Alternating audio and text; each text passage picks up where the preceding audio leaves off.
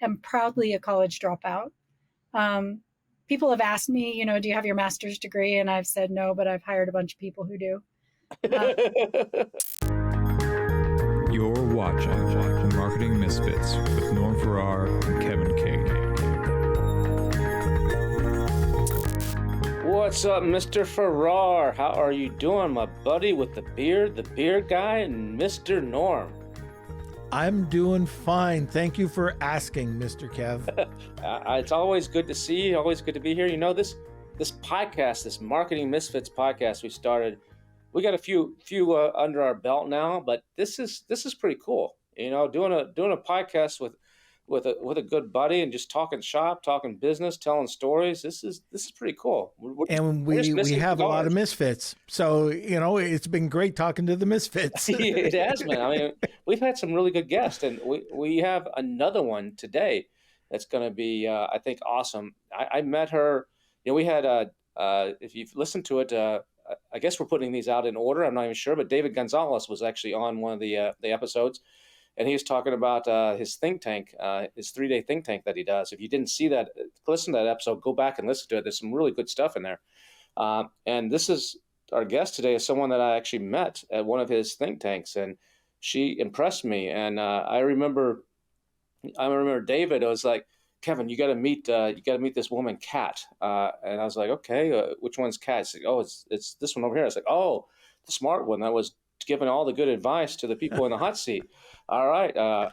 Yeah, let me meet her. So he's like, all right, Kevin, you do email marketing. She does email marketing.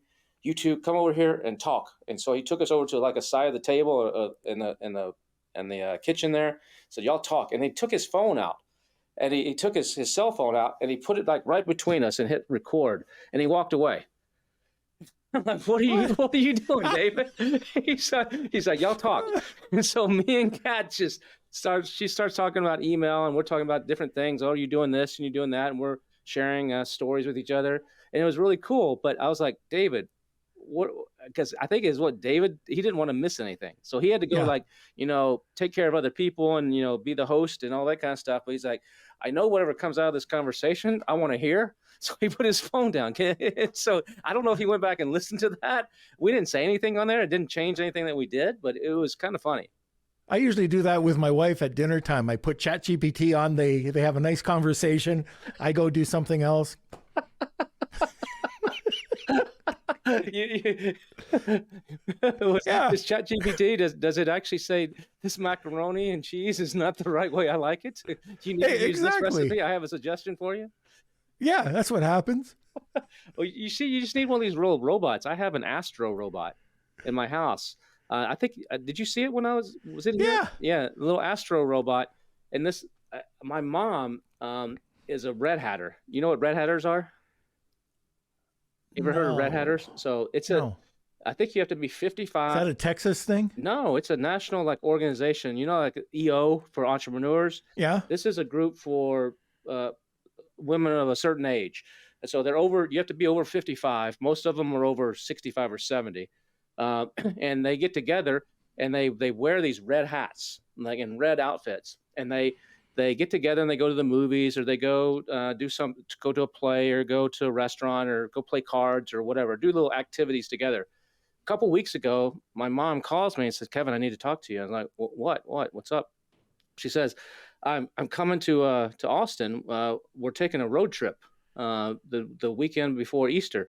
And they want to go see the Esther's Follies. They want to go to eat some barbecue and do a few walk around 6th Street. I'm like, wait. Some 70 and 80-year-old women with walkers and stuff are going to walk around on 6th Street where the gangs wear their pants down to their, they show their underwear.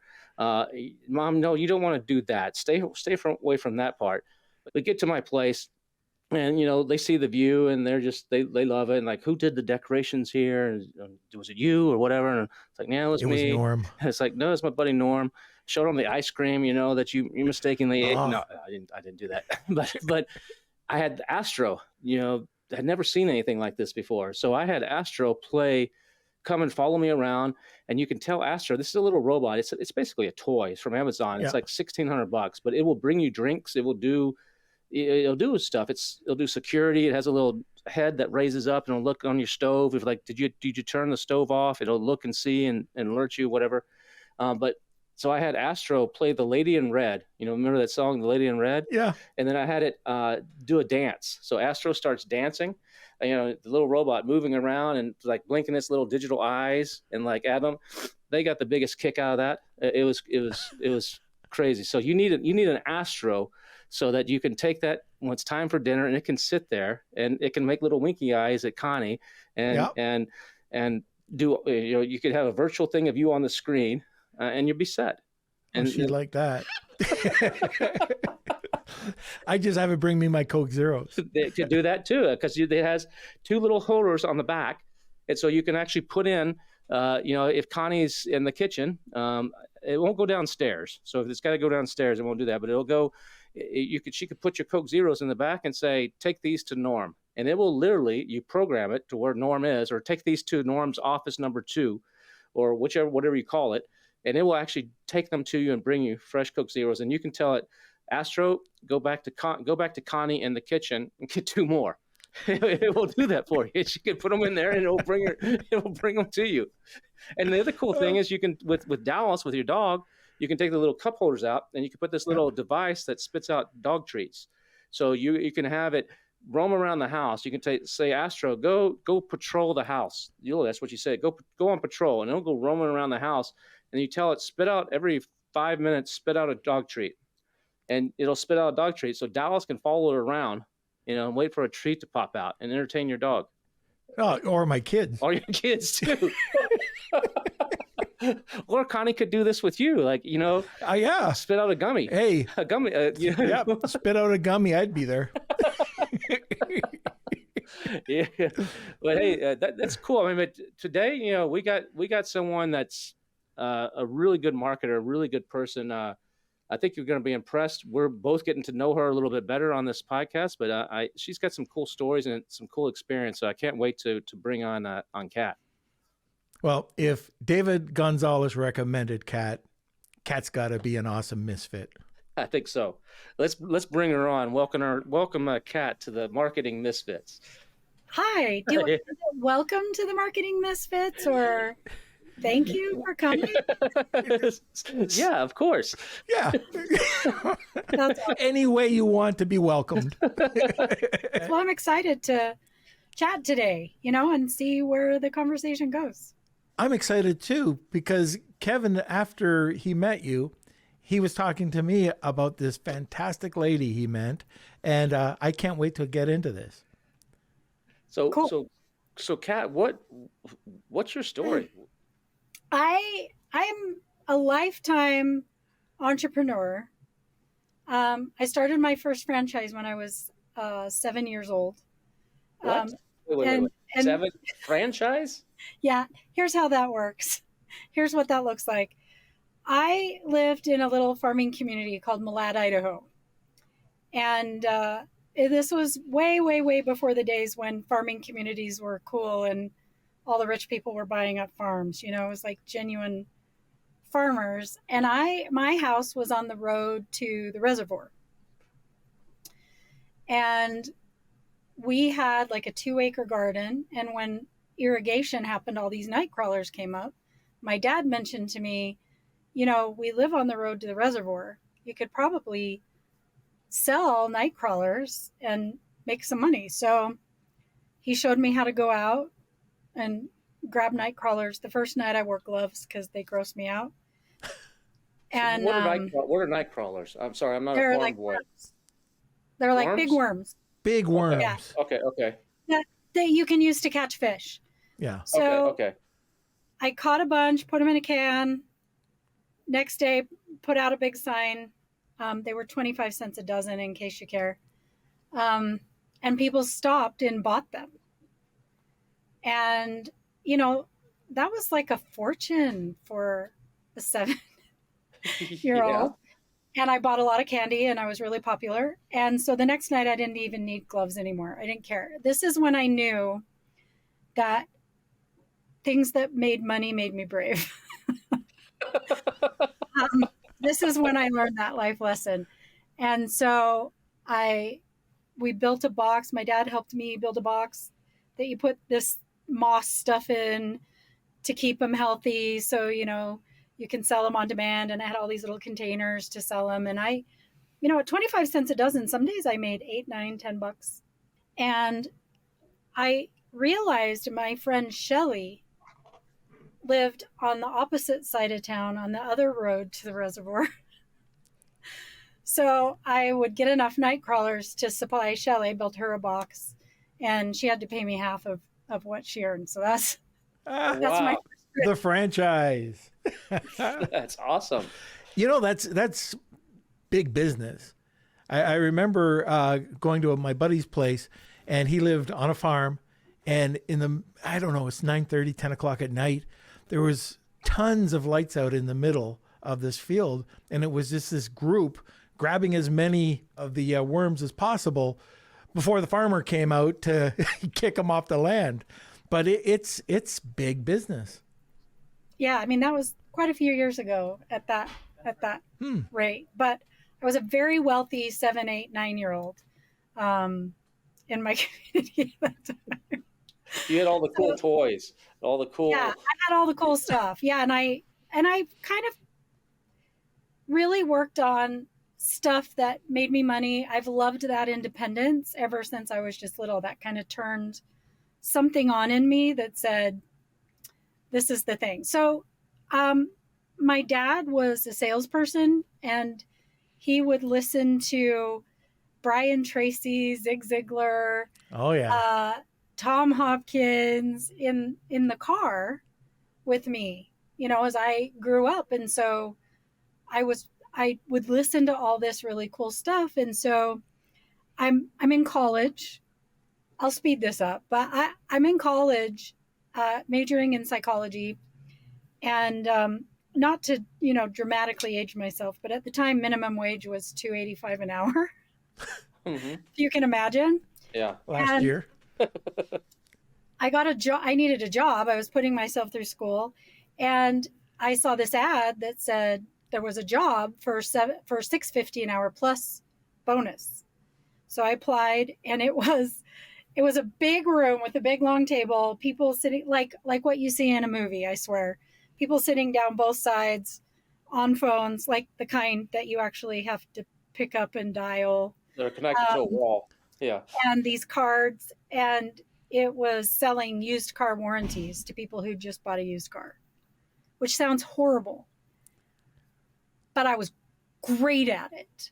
All the guys that worked there were mad because I was out selling them, and they were young and had families, and I started making enough money that I was like, I don't think I can afford to go to school anymore. And got into telephone sales management after that. Flash forward a few years, started working for authors, speakers, trainers, starting with Robert Allen, multiple streams of income. Even some of my childhood heroes like Brian Tracy, helping them craft their presentations and talk to their audience, and enroll people before Russell Brunson, called it the Ascension Ladder. It was just like selling more stuff, and create value from the leads and create value for the audience, and generate more revenue. And I've kind of felt like I'm the female Forrest Gump, because I just kind of accidentally ended up being good in this space and got to hang out with really great people that people look up to and want to spend time with, and help them with their businesses and their sales processes and their marketing. And I really, Kevin, I did a lot of marketing, but not until 2017. Oh, really? Okay. It was all sales. But I did stuff called marketing and copywriting. I just didn't know it was called that, because I was writing scripts for stage presentations. I didn't know that was called copywriting. I just, I was writing teleseminars. I was writing scripts for salespeople. I was writing, letters to mail out to get leads generated. So I dabbled in it. But then in 2017, I exited sales and just went full bore online marketing, ran a couple of online marketing businesses that did online launches and a ton of email marketing, built an email list of just shy of 3 million. For those of you who email, that means you have 1.8 million active. Mm-hmm. And learned a ton about affiliate marketing, email marketing. But I really think sales is like you have to understand everything about human nature. You have to understand what motivates people, how to serve them. And I think it gave me a good foundation for direct response marketing. Well, psychology is a good foundation. I think that's one of the mistakes a lot of business schools, maybe they've changed since I was in business school, but you don't take enough psychology. Psychology and marketing and sales go hand in hand. I think every business major, if you're going to go to if you're going to go to college, which you don't really need to do for most things anymore, but if you're going to do that, or if you're not, the thing that you could the best one of the best things that any marketer or salesperson could study right now is psychology. I agree. Go and actually get some psychology books and understand psychology and empathy and how to put yourself in other people's shoes and what are the triggers that make people do things. Yep. And certain way you do words. They're always looking for a hack or this little trick or whatever, but it's the psychology that makes the biggest difference. And I think some of the most successful business people have either psychology background or they're natural at that. Mm-hmm. Human that behavior. Just reminds me. That reminds me of Brian Tracy, The Psychology of Selling. Yes. That was one of his big ones. Yes. I probably listened to that, gosh, I don't know, 50 or 60 times, not on purpose, just I was exposed to it. And I think there's things I come up with. I think they're my ideas, but I know they just got in there over the years of just listening, repeatedly. But you're right. And Kevin, there's not psychology in marketing or sales. And I am proudly a college dropout. People have asked me, do you have your master's degree? And I've said no, but I've hired a bunch of people who do. And fired some of them. I love it. I love it. I encourage my children to start a business, or I brought them both into online marketing. I encouraged my son to start a business, learn online marketing, email marketing, rather than go to college. I know there's people that will think that's crazy, but I think it's a better foundation for moving through life and understanding how things work and knowing you can take care of yourself. There's an independence and freedom that comes with knowing how to market, sell, how things online work, how psychology works, what offers get traction and what ones don't, and understanding why, I think is a huge advantage. Yeah, I think someone one time said something to me, and I think this is a common phrase out there, but always be selling. Like, Kevin, you're always selling. I'm like, even when we're with friends, just hanging out, you're always selling. I was like, what do you mean? I wasn't selling anything. I wasn't trying to get them to buy anything. It's like, no, but you're always the psychology of what you're saying, and I can see what you're doing. You're motivating people, or you're getting them to come to your side, or you're getting them to take an action that you want the group to take an action on, because that's what you want to do. So you have a way to actually convince them all that that's what they want to do now. Yep. And they think it's their own decision. And so always be selling. If you're always selling, and I'm not saying being sleazy or use car salesman, that's not what I'm talking about, but always be selling. That's like you said, not sleazy. So I have a really strong opinion about what selling is and what selling isn't. And the connotation people give selling and salespeople, that's not selling. That's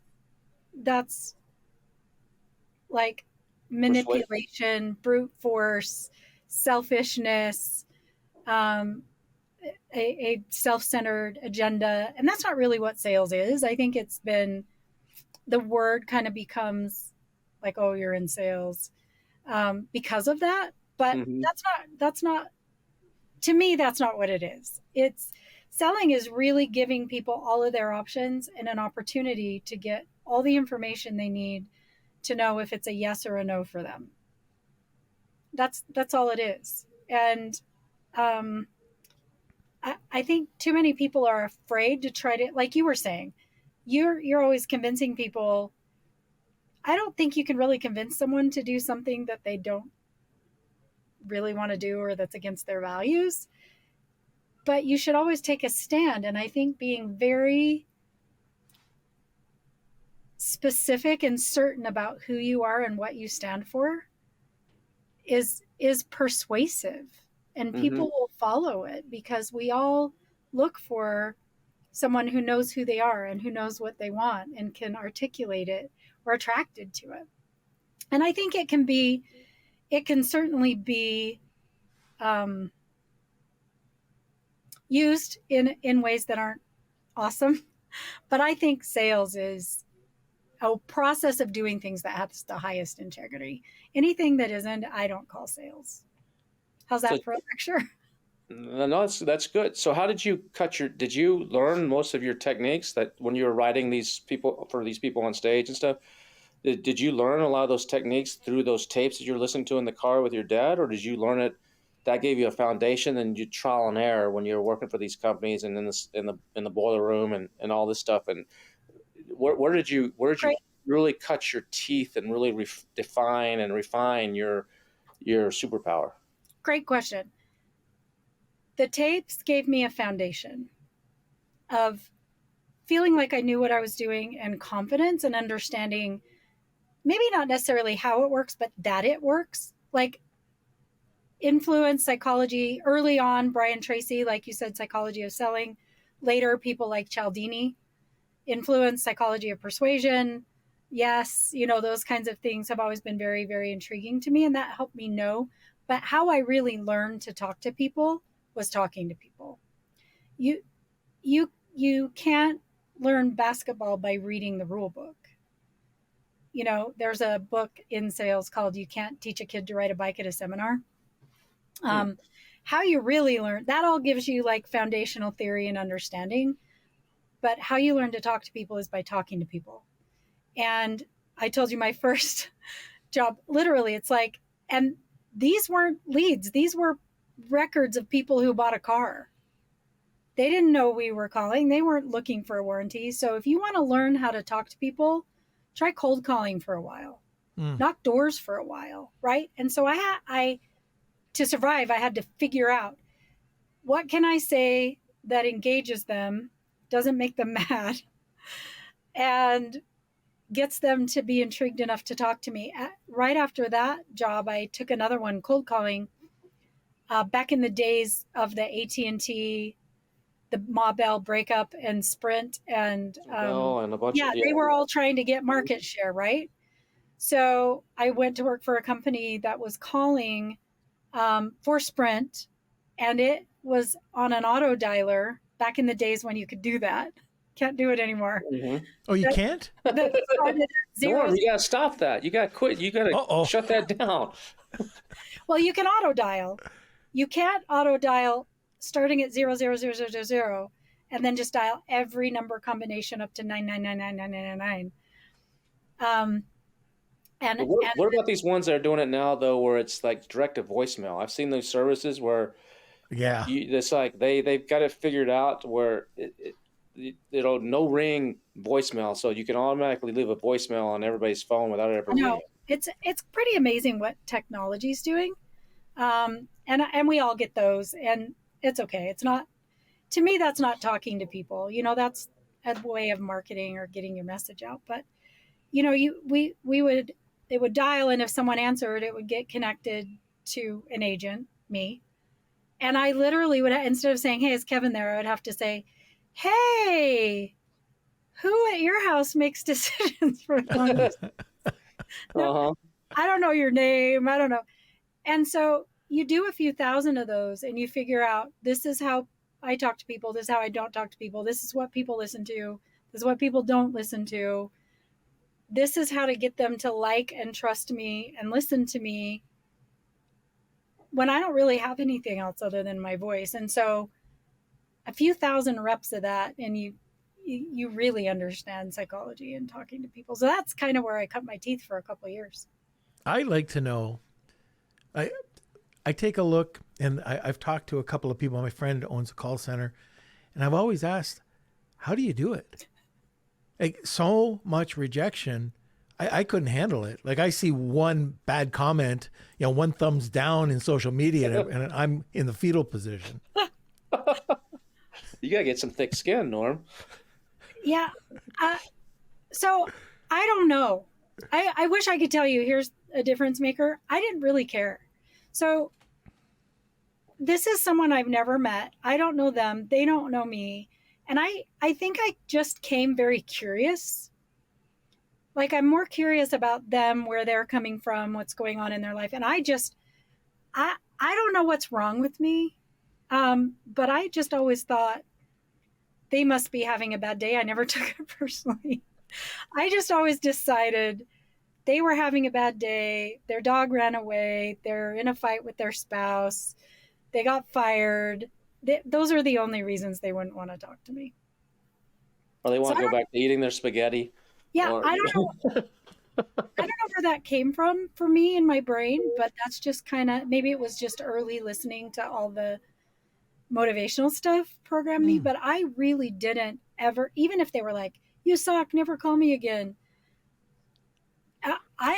It really didn't. I'm really trying to think back to the very beginning. I actually think that's why I was fairly immediately successful, is none of that ever bothered me. I'm very logical and pragmatic, and I knew they didn't know me, so they're, if they did, they'd love me. So obviously, this doesn't have anything to do with me. That was just my psychology for some reason. I've always just wondered how, you talk about thick skin. We were joking about it, but yeah, for me, yeah, you'd have to have tons of thick skin. I'd be on the ground every day in the fetal position.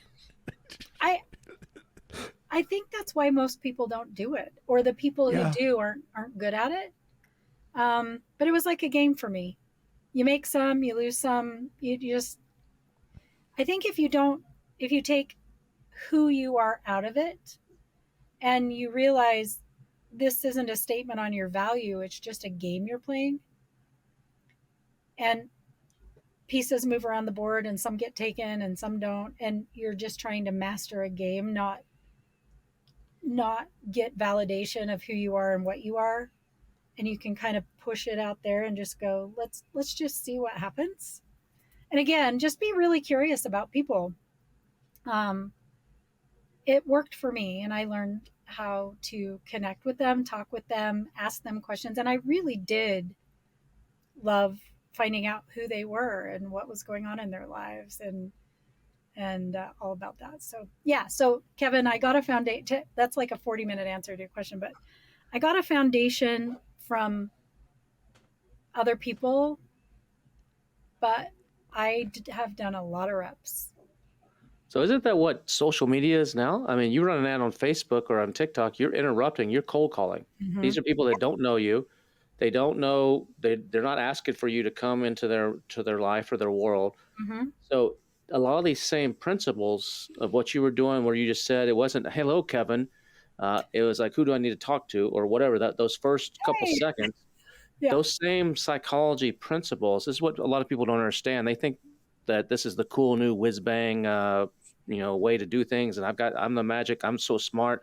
You're like, no, you're freaking just using different technology. It's the same. It's psychology. What people wrote 100 years ago about selling to people still applies today. Mm-hmm. It's just a different process. And so it's the same thing. That is a fabulous point. Like a Facebook ad is cold calling. It is a text or a message, right? It's cold calling. And one thing that I think some people really get right and some people really get wrong is how to do that. Most people want you to know how cool they are or how cool their stuff is. That doesn't work. I think it's doing it badly. The people that are doing it right want you to know how this can enhance your life, or how cool you are, or what an outcome might be based on interacting with them. It's the classic about you versus about me, right? Mm-hmm. So this is who I am. This is what I have, and it's really awesome. You should buy it. I think that's the kind of marketing that makes people frustrated. I think if you can try to connect with people and say, I feel your pain, this is an outcome you could have, or a cool thing you could have, or a cool out, and talk to people and be curious about them.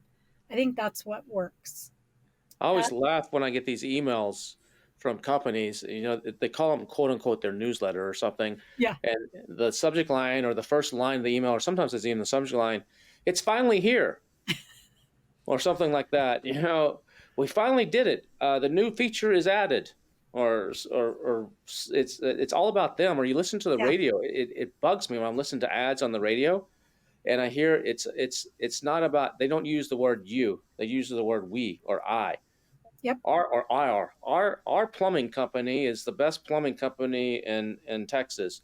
Yep. Because we do this, and this. You need to flip that to the your and you, and so many people mess that up. It's like that's how you sell, and that's how you convince people. Is you got to change it to how you're going to solve their problem or make their life better. Or take their pain away, or there's 8 different points, I think Tony Robbins says, of things that you got to take away. And that's what so many people miss in their marketing and their emails and their cold callings and whatever else. I mean, even like I don't answer my phone right now. My phone is on mute. I don't answer it. There's like 3 numbers. Norm's not even on my VIP list. I never get hold of them. So you can't get a hold of me. And my voice message actually says something like, "Hi, this is Kevin. I'm not going to answer your call, and I'm not going to listen to your voice message." It's actually what it says. I'm not going to listen to your voicemail, and I'm not going to answer your call. If you know me, you know how to get a hold of me. And so I get 20, 30 calls. I've had my number for a long time a day, and they just all go, some of them mark spam. I don't listen to them out. And they call, and it's like, "Kevin, hey, Kevin." Immediately when that happens, hang up. Or if I hear the delay where it's like, "Hello," and you hear it's almost like a 1 or 2 second delay where it's clearly connecting, an auto dialer is connecting to a system, it's hang up. Kat, I figured it out. You did? I know how to get a hold of Kevin King now. I am going to spoof the number in Austin. That's it. Now I know how to do it. Well, you got to know I'm expecting a call, though. You have to know I'm expecting a call from somebody in Austin. My pizza's being delivered. It's the Uber guy trying to get a hold of me. You got to know when that happens, and then you might get me. I'll just call more often. Yeah, make sure it says doctor on the caller ID. Yeah. Spoof the caller ID. So that's why that stuff was invented, Kevin, is for people like you. Because you're too difficult. We can't figure it out. So I'm a misfit. What can I say? Yeah. So I think that pattern interrupt you're talking about in a way that works for people is really, really important. But even let's go to even sales today, right? Like there's billion-dollar companies that make sales with a slide deck. And so the sales process is, this is who we are. This is what we do. This is our product. These are our product features. Mm-hmm. These are the benefits. This is how come it works in a company.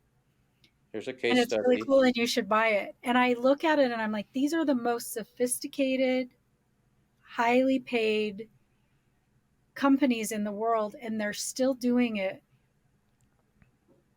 wrong. That's what they learned at Harvard when they got their MBA. That's the way you're supposed to do things. Yeah. But they forget that the person they're talking to is a person. Mm-hmm. They forget that that human being is making a decision. Those human beings are making a decision. And I actually think, and by the way, I'm not saying it doesn't work. It works to the tune of billions of dollars, but there's also, they have other things working for them, like name recognition and social proof and, peers that use it and that kind of stuff. But otherwise, I don't know. Money raised from VCs that they can just blow through and not really worry about, or from doing an IPO.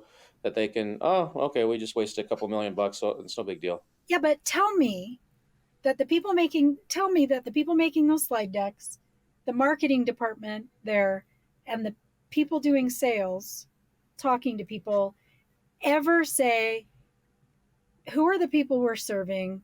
How do we connect with them? What is the pain they're in? And how do we really help them understand to get out? I just think we've kind of lost some of those basics. And then you have, new people, new companies that need to sell, and they're not big, and they don't have brand ambassadors, and they don't have social proof, and they don't dominate market share, and they mimic those same strategies and wonder why they're not getting anywhere.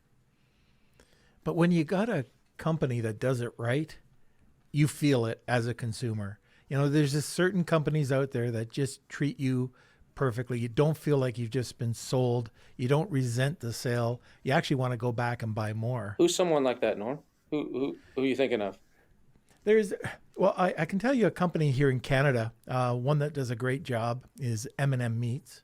They, first of all, top-down culture, but the way that they sell is fantastic. They follow up properly, so it's a lead up to the sale. You don't have to go in and buy anything. When you do go in, you might get a snack, just to get you tempted to buy some more product. So it's like they a do butcher great or follow-up something? job. Or it's a grocery store, a butcher? Yeah, it's a frozen meat store. Okay. Yeah. So I like that company. Another one that's huge in Canada, you might have heard of them, but it's Tim Hortons.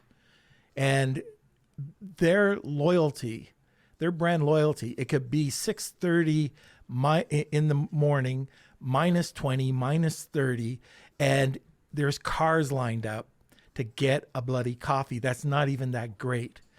But their quality, the way that they treat their customers, their customer service, everything about them is fantastic. They're actually coming to Austin. I just saw in the Not good. paper It's here. not very good coffee. In my opinion, I have 16 to. of them are opening up in Austin. They're expanding, Yeah. opening franchise in here. I don't know if they're going to have worms though, but they're going to have they're going to have some bad coffee. But now that I know, I'm going to go get in line and go. I heard good things about the service here. Yeah, but the coffee sucks. Give me a donut. I see this. This is when you asked, who's like that.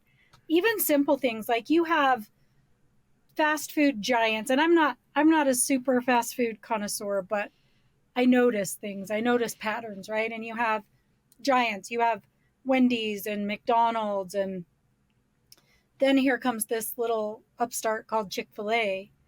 And I don't know when's the last time you went through it. Every once in a while, like I might need a Diet Coke or something. So, there are places where you drive through or you go in and you order and you're interrupting them.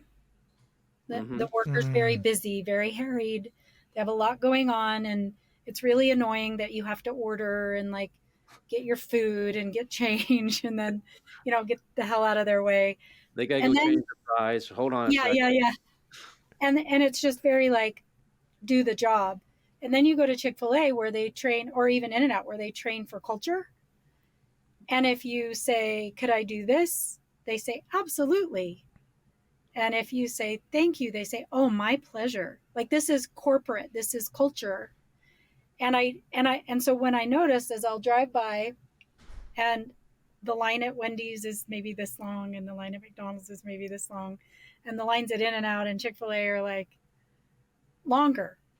And they're stretching out and blocking traffic in the street sometimes. Yeah. I don't know that anyone could argue the food is maybe it's better. I don't know that they could argue it's that much better. But even just look at how it's my pleasure to serve you today. It's my, like, if it's about the customer versus about, go through, do your number, 42. Yeah. And you get in. So I think the same principles apply. And I love to see companies like that win. Well, Chick-fil-A, I mean, you're right. It's about culture. They're based in Atlanta. And they actually, to own one of those, you have to go work in one for like a month. You can't just buy a franchise. You can't just say, here's my money. Okay, we'll support you. And, here's the plans and here's the way the franchise works and here's the manuals. You have to actually go work in one. You have to qualify. There's a waiting list to actually get on, to actually get one of these. It's a pretty high franchise fee. It's not like 75 grand or something or 50 grand like a Subway or whatever, plus your build out cost. It's pretty hefty. Mm-hmm. And then once you do it, they're not even open on Sundays because it's a religious company. So they 6 days a week. And they're in football stadiums that they play on Sundays. Yeah, they're football stadiums that play on Sundays, so they just close. And they don't even open, but they still pay. But their model, like you said, is they've gotten to be so big where sometimes the line is out blocking traffic in the street. So there's one here in Austin just had to close for 3 months and renovate to fix that problem and to like reorganize the drive-through lane. Really? Yeah, and they paid the employees. I think wages are going up now, but when the minimum wage in Texas was what still is $7 something an hour, I don't know what the number is, $7.35, $7.50 an hour. They're paying $16. They're probably paying more now. So they were paying decent wages, and the way they come out, they built these drive-through lanes where there's like 3 of them. So instead of one, you go up and you're waiting in line, and then you get to the speaker that nobody can hear you, and you have to repeat. I want a Diet Coke. You want a what? What you want? What you want? I want a Diet Coke and some chicken nugget. You want some what? Some nugget? You want some sauce with that? After you just tell them nuggets, no sauce, please. Oh, do you want sauce? Whatever. You're screaming to the thing, and then you're waiting forever to get the food. And when you get up to the thing, and it's still not ready, like where my fry? Where are the fries at? They bring in the fries over. But with Chick-fil-A, they have people standing outside. And they have this organ. They even have one here that has a chute in Austin. So it's like 3 lanes, and somehow they got it figured out so that the cars go in different lanes, and this chute comes over. And it actually, there's someone standing there to pull it out of the chute, like a bank chute, bank teller chute, and give it to you. And they've got people standing out there, like you're saying, Norm, it doesn't matter if it's negative 30 degrees or whatever, taking orders, smiling at you, holding the. There's no misunderstandings. There's no speaker to speak into. There's no nothing. Yep. It's a very pleasant experience. And you might have 50 cars in a drive-through line, but you get through there in 3 minutes. That's what I was just going to say. Why can't other fast food joints, just take a look at what they're doing? And, Kat, you were talking about, going into another franchise, and they really don't want your business. They're probably paying that minimum wage, but it's the culture. Top down. And that's something you take a look at the Chick-fil-A's of the world. In Canada, I'm very surprised that it's not the same response. Same great service, but you don't have the lineup. So if you really want to get through a line quick, come to Toronto. But there's all sorts of other fast food facilities out there that you just wonder where the heck the culture is coming from, because they're just so negative. Well, you look at McDonald's. Sorry, but you look at McDonald's on that point real quick. They redid a lot of their restaurants 15, 20 years ago to put in an extra window, or sometimes in some cases 2 extra windows, so that one could take the money and to be more efficient, and then another one that you drive up and they give you the food. How many times you go to these restaurants and it's busy and most of those windows are closed or boarded up? They're not even using them anymore. It's crazy. My favorite is you pull up and you pay at a window, and the next window where they have the food, they're holding it out. like we're in a relay, and I'm just grabbing it. I've tracked how many times they don't say thank you, and I do say thank you.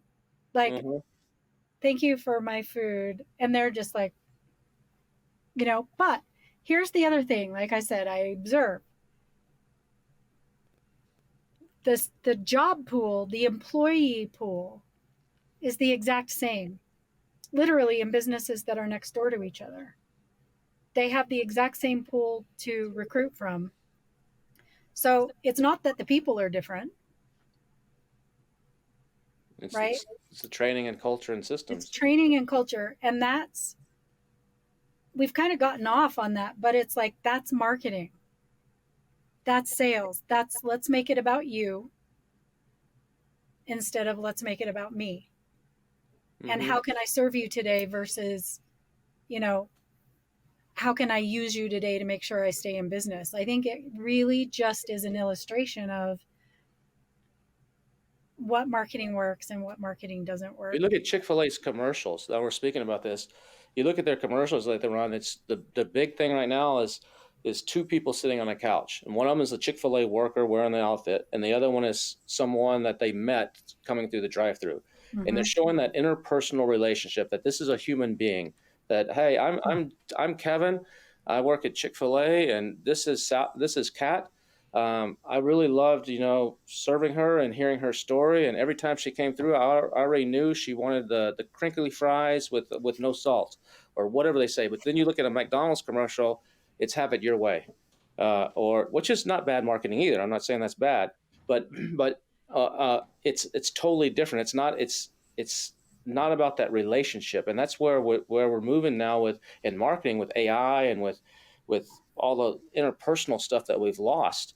That getting back to that personal connection is super important. That's something that Chick-fil-A is emphasizing that most of the other fast food places aren't, just as an example, and that's marketing. It is, and it's sales. It's, again, they're remembering, they're not going, Chick-fil-A's the best, our chicken's the best, it's the most tasty, you should buy it. Well, they do. They're, They do save the. They do say save the cows in their ads. yeah, they do. It's a cute thing. But going back to sales, my approach always has been, if you really are in sales, you should do far more listening and far less talking. My philosophy is questions are superior to answers, because if I can draw out who you are, what you want, what you need, I can get a picture of what works for you and what doesn't work for you.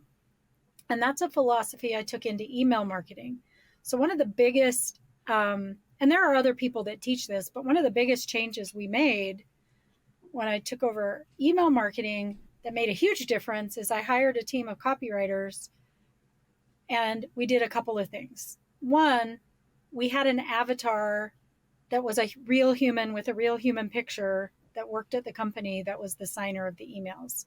That doesn't mean they wrote the emails, but it was like, if you signed an email Joe and you called the company, there's like a Joe that works there that looks like that. And I think that transmits some feeling that you just don't get otherwise. And then the writers would take whatever was going out that day and write it to fit the niche of that list.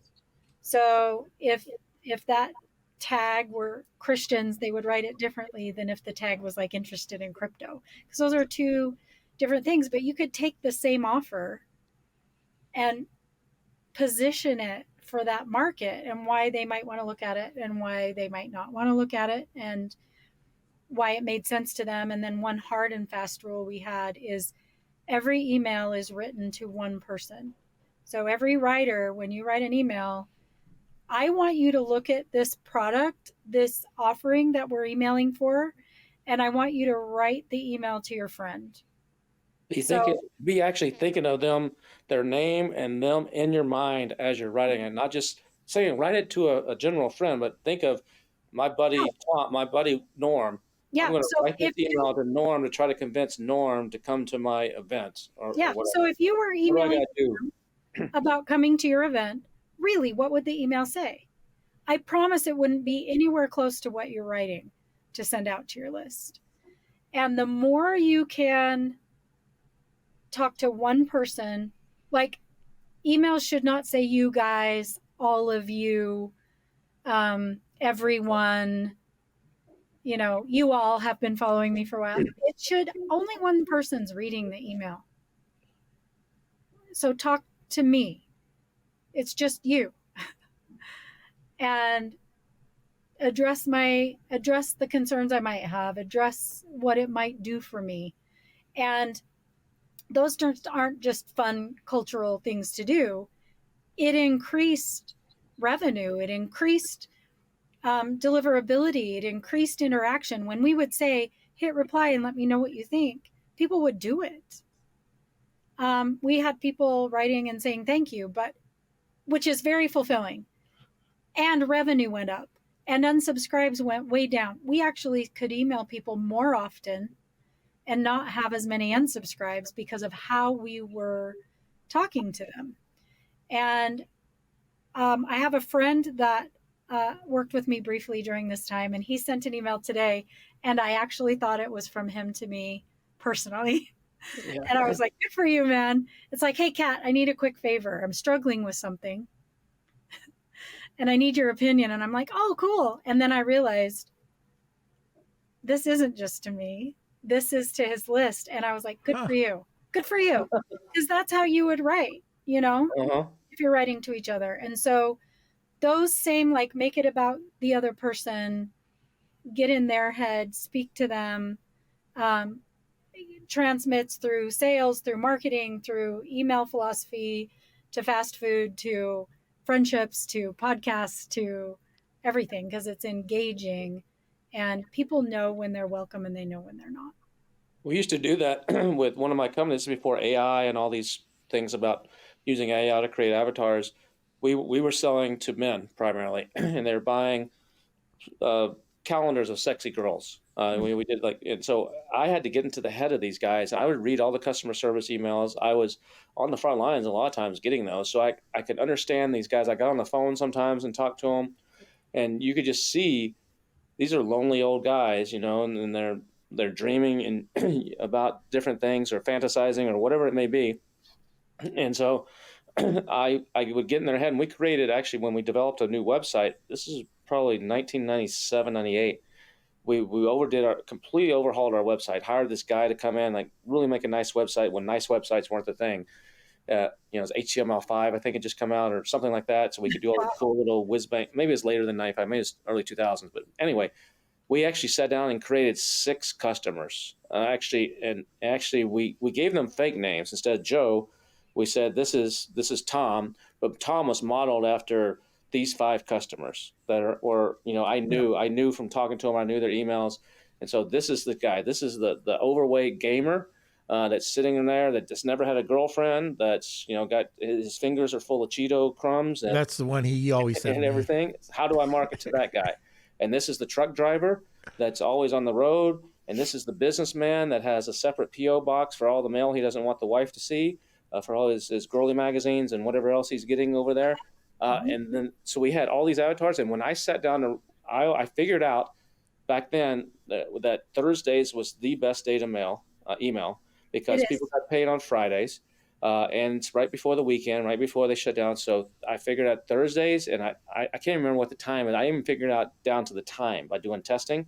So that's when I would gear up for the week, and I would sit down and write these emails, and I would actually segment the list as much as I could. I couldn't do what you can do sophisticated now, but a basic segment type, very basic, very, very basic, and actually send it out with those people in mind. When I'm writing it, I'm actually thinking of Tom. Okay, here's Tom. He's got Cheetos on his fingers right now, and he's got a big soda next to him and whatever. And how am I going to convince him to buy?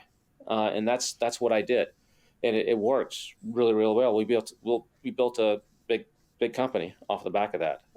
But Kevin, we talk about that even for Amazon sellers, and they don't do this. They don't create the persona. They're selling to everybody. It's a shotgun. It's shotgun. And it doesn't make sense. So what you were doing back then is something that it doesn't matter if you're selling on Shopify, if you're a solopreneur, or as you get a bit larger, spend the time, do the research, we always say this, but you got to know your audience. And if you don't know your audience, you're leaving tons of money on the table.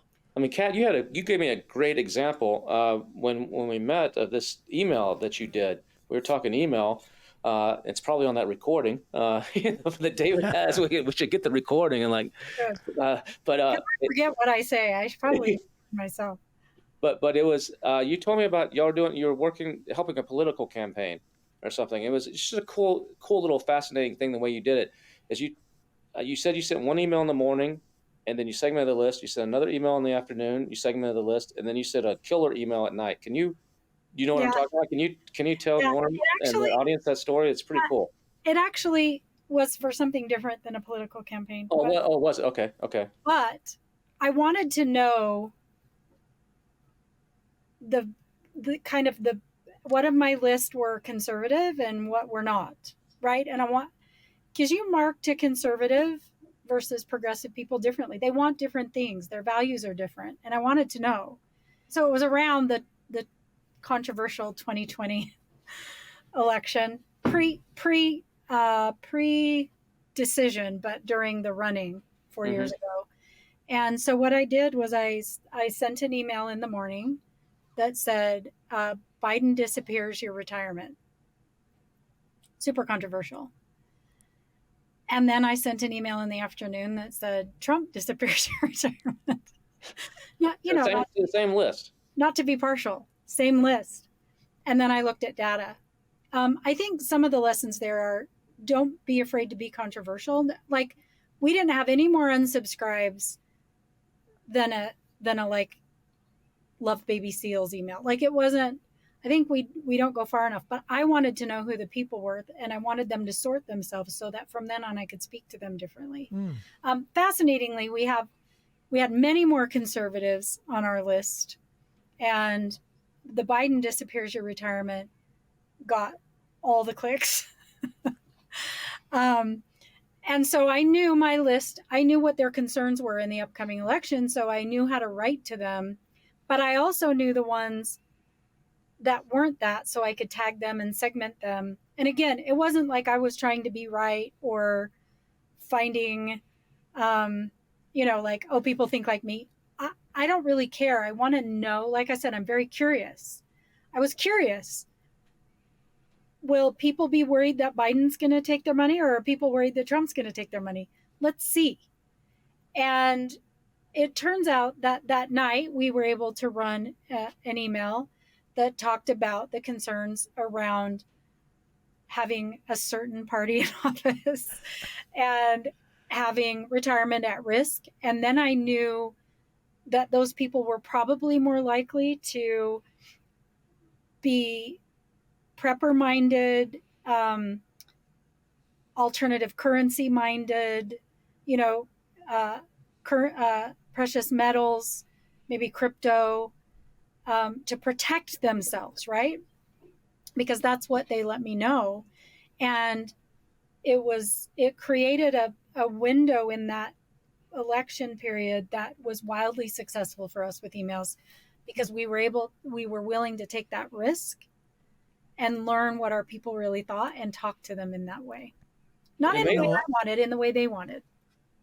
I think Kevin has a newsletter, billiondollarsellers.com.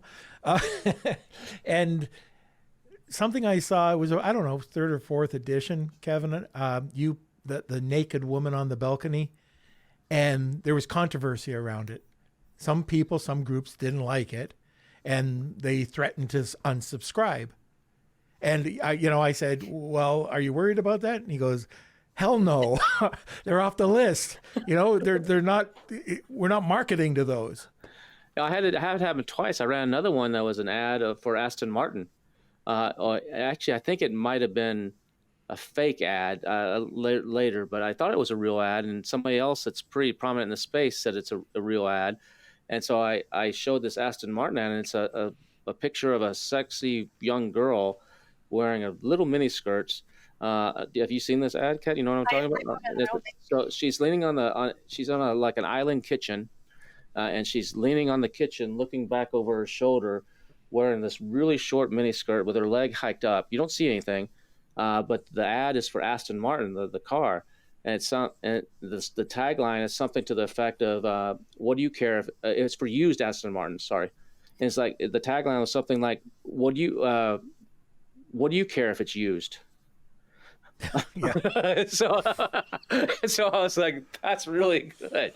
So I actually ran that as an example of a good marketing thing to segment an audience in my newsletter. And I got some women really upset, demanding I issue an apology, and demanding, like on some social media forums, this is more than the naked girl on balcony one, Norm, and demanding. And I was like, no, I'm not. There's nothing wrong with that. If you don't like it, go somewhere else. And gosh, I wish everyone was. I really think nobody wants to offend. Nobody wants to and nobody segments their list. It's amazing to me how many people have a list of 30,000. I have a list of 30,000 Amazon sellers or something to that effect, a master. I have way more than that, but that's what I consider the core list. And I segment them. I know who has bought the last virtual event I did. Did they buy the replay, or were they on there live? And I market to them differently with different emails. They get separate emails that go out to them. I know who's actually come to an in-person event. You have to market to them differently than you do the virtual events. And that's something that surprised me, because I teach these advanced Amazon tech tactics, and then my in-person event's $5,000. My virtual one's $997. And I have similar quality speakers on both, giving similar quality strategies and stuff. The in-person one is more about the experience. It's about the content, but it's also about the experience, because we do a lot of like fun games and competitions and different kind of things that you don't normally get in an event. And the crossover, when I first started doing them, one virtual a year and one in-person a year, I thought these would be the same people. And I quickly realized this is two different audiences. Even though it's the same type of content, the same kind of thing, the same brand, there's only about a 20% crossover. Only about 20% of the people that come to the virtual go to the in-person. Only about 20% of the people that come to the in-person actually pay to go to the virtual. And so I had to start marketing to them differently. And so I segment based on that. Most people don't do that. They just blast their list with the same message to the same people that, hey, come to the virtual, it's happening now, or come to the in-person, but you got to market to them differently. They blast their list with their stuff and affiliate offers they like. I got really curious, what affiliate offers does the list want to see? Mm-hmm. And so most offer owners or list owners, if they don't like something, they decide their list won't like it. They decide for the audience. Yeah. Oh, they would hate that. And I was always like, let's see. Let's mail it and see if they hate it or like it. And a lot of times stuff that people would be like, oh, that you should, maybe that's an offer people wouldn't like. They clicked it. They bought it. And I said, okay, they tell us with their clicks what they want to hear about, what they want to own, what they want to buy, what problems they want solved. Too many people decide that information in their office, in their chair, what the list wants, what they want to buy, what solutions they want to have, what problems they might have, what offers they want to see. And I think you figure it out by sending them, and kill the losers and double down on the winners in terms of categories. So many people, they don't clean their list, number one, which we talked about, you and I talked about in person. And that's a big thing. Is I don't care how big your list is. It's how good is the list. A list of 1,000 good responders is way better than a list of 100,000. And cleaning the list, not only for deliverability, we can get in a whole discussion about. One of the things I like about, I do a newsletter, and it's twice a week. Thanks for the shout out there on Norm for the Amazon space, called $1 Billion Sellers.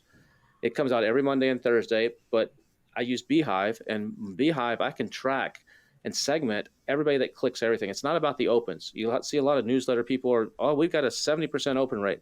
I'm like, no, you freaking don't. I want to see this. And how many of those are Apple people where it's automatic opens? I don't really care about your open rate. I care about your click rate. Your open rate is meaningless, totally meaningless. It's just like a scroll rate on social media. This was this many impressions. It's how many clicks did I get? How many people actually, there are some bots that click stuff. So you got to be, take that in. There's a security box that click every link in there. So you got to factor that in a little bit, but it's how many clicks, then I segment those people. So like what you're talking about, I can see, instead of me saying what should be in my newsletter, and the first I was throwing stuff against the wall. I'm putting travel stuff. I'm putting, about me. I'm putting AI stuff. I'm putting hack this and this. Now I know, after doing this for 8 months now, I know what people are clicking, and I can segment them. Everybody that's ever clicked on an AI tool link, I can segment them into an audience, and I know, okay, I have 8,400 active subscribers. I clean the list every 30 days. If you haven't clicked, if you haven't opened and clicked, not just opened or clicked, opened and clicked, you're off the list. I've had to kick Norm off a couple times. He's just too busy. He's like, I didn't get the newsletter. I didn't see it. It's like, dude, well, you haven't been paying attention. Oh, yeah. Oh, my gosh. So can you just send it to me? Just tell me what it was, Kevin. Just tell me. But so then I can take those people that over time have clicked any kind of AI tool, and I know, okay, 872 of the people have shown an interest in clicking on an AI tool. And I know out of those 872, 406 of them have clicked every single AI tool that I've ever done. Those Mhm. 406 people are prime targets for me to go either to sell an affiliate deal to, or to sell something myself, or whatever, and charge a premium for that. And say, I've Mhm. got 406 people here. You want to target them? I can target them laser sharp and talk directly to them. And I know exactly what they've been clicking. And most people, they don't get that granular. They just throw stuff out there, and it They don't check the stats. no, it baffles me. Yeah. How many people do I hit and delete on people's emails that I get in the Amazon space, sending me 4 or 5 emails a week. I haven't opened one in 6 months. Why are they still sending it to me? Right. Because they don't. Yeah, they're because they're doing it wrong. Well, some people are the philosophy. They say, "Well, it doesn't cost me anything. I'm going to keep sending it because on the outside chance that one time he's going to open it." So I know some people think that. I wish you were right. I wish that is what everybody thought. I'm afraid they don't even think that far. Um, I think they're just unaware. Like you just send emails. Like I really do think that's about as far as the thought goes. Is Hmm. you have to email your list regularly, so they do. Um, and they don't know about cleaning the list, and they don't know about taking your non-clicks off. I'll tell you one thing we did that was very, very productive was we every 10 days we would look at top opening subject lines and top click-through CTAs. And in the 10 days we'd take the top open subject line and the top CTA and combine them and send that to our inactives, not unsubscribes, inactives. That was the best strategy we ever had for reactivation That's good. because the rest of that pool told us this is what we're paying attention to, this is what we want. And so we would every 10, because you can send your inactives occasionally. And I figured top open subject line, top click through CTA, that's probably our best shot. And it was our best because there's reactivation sequences, there's hey, we miss you, all that stuff. This worked better than that. You know, you talked about the you factor just a second. And I want to give you an example, not so much an email, but we have a managed service business. And one of the people that I was looking after wanted me to check out plastic shoe stretchers. Again, it's not email. And so when I did the research, I went back to him and I said, these are horrible. Don't invest your money. There was 2.5, 3-star reviews only. That best one was 3.5 star. 7 different people are selling this on Amazon. Don't do it. I found a wooden shoe stretcher. One was 60 cents cost. The other one was, I think it was $2, but you could sell these for $99 and you could sell $100,000 a month, where the other one, bestseller, was $3,500. The guy just, no, I want the plastic shoe stretcher. So sometimes people are their own worst enemies. Mm-hmm. It's that you factor, what you want rather than what your audience wants. Yeah. You're convinced. People would rather be right than successful. I learned that a really long time ago. And Interesting. for that person, being right and is more important than doing what would be successful or making money. I'll be wrong if it pays a higher check. But I found out over time, most people aren't that way. Being right, being in control, like he decided something, and data is not going to change the decision.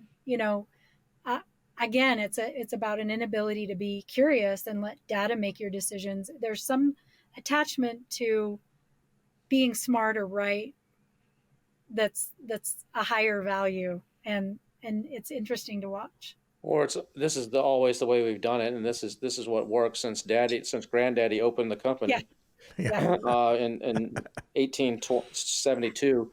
So this is what we're going to do. Yeah. But the thing that doesn't change on that is still the psychology. So the psychology of why people buy doesn't change from 1872 to now, but the methodology and the way you transact has dramatically changed. Do you know, I remember the days, it was late, the later 1990s and the first 10 years of the 2000s. There was an uproar about junk mail. Do you remember this? Oh yeah, oh yeah. Like, people were freaking out. I get too much mail, junk mail in my mailbox. It's annoying. Like, the USPS was trying to legislate stuff. You could opt out of like junk mail into your DMA, mailbox. People were refusing that Yeah. didn't have a first class stamp. I don't see anything in the email marketing world right now that isn't completely parallel and reminiscent of those days. And I think it's much to do about nothing. I think as long as it works, you do what works, right? And now people are going back to physical mail Mm-hmm. as a solution. It just kind of cracks me up to watch this cyclical. And it's this brilliant new idea. The 20-somethings, the 30-somethings, like, oh, this is the hottest new thing. If we actually put this flyer in the mail, we can mail this with printing and postage and everything for like 55 cents, and that's way less than the $3 per click for on Facebook. And we're just, isn't that hilarious? Yeah, it cracks me up every time you see that. I still to this day have one of my businesses is I have a direct to consumer site, or direct to consumers business, 17,000 people that have been buying from me until they buy those calendars that I talked about earlier. They pretty much buy until they die. So it's almost like a recurring deal. So, I do get the letter. I get stuff back in the mail because we do physical mail, and sorry, deceased. The little screen, the yellow sticker on the. Ooh, that was Tommy Smith. I remember Tommy Smith from 1998 when I talked to him on the phone. I'm like, damn, Tommy's gone. They're winning a bunch of money because every year it was $200. But whatever. But that's mean. But we still get, and this baffles people when I say this. I've said this on several podcasts in different places. I do 6 figures a year off of that business with checks and money orders and envelopes. People like with handwritten envelopes, and I get, if I haven't sent out because I send out a physical flyer in October because calendars are seasonal, and say you can buy from me, pay $9.95 shipping and handling for a $19.95 calendar. It's going to take a couple of weeks for it to get to you because I'm going to send it Ground Advantage or one of the cheaper ways on, or you can go to Amazon. Yeah, I used to do media mail till they got on to me for calendars are not media mail. Calendars with pretty girls in them is not media mail. This is for education. I'm like, well, I'm educating the dudes. Come on, they're but so I actually got in trouble for that. But I did that for a while, but they'll write me letters that if I haven't mailed in October, I haven't gotten my flyer yet. But then I tell them on the flyer, I put on there sold on Amazon. Go if you're an Amazon Prime member, go buy it on Amazon. And some of them do. What that does is it instantly launches me on Amazon with no advertising, no nothing. That is the advertising. And they buy multiple calendars. So I'm in the shopping carts with my calendars, or I have variations of my calendar. So variations of my calendars are grouped together, and then they go buy something else. And I get in the frequently bought together, and then you getting seen on other listings. It just magnifies. But when I tell people I get checks and money orders in the mail, and it's like Christmas every day, going to see how full the mailbox is, they just like, really? People, I have to explain what a check and money order is to some people. But it's 6 figures of business. It still exists, and people still look at their mail. They might sort it over the trash can, but if you do a good job, it's the same thing you said earlier with that first couple seconds when you're on the phone. What you say and what you do determines, does that get put in the other stack, or I'm going to take another look at this when I get back up into my office or into my room or whatever, not put it in the trash. It's all marketing, and that stuff works. It works really, really well. All right. I hate to say this, but we're way over time. Oh, no. I can't believe. We're just getting started. We're just getting started. I know. We're going to have Kat back because this is the tip of the iceberg, and time just flew. So there's one thing I have to ask.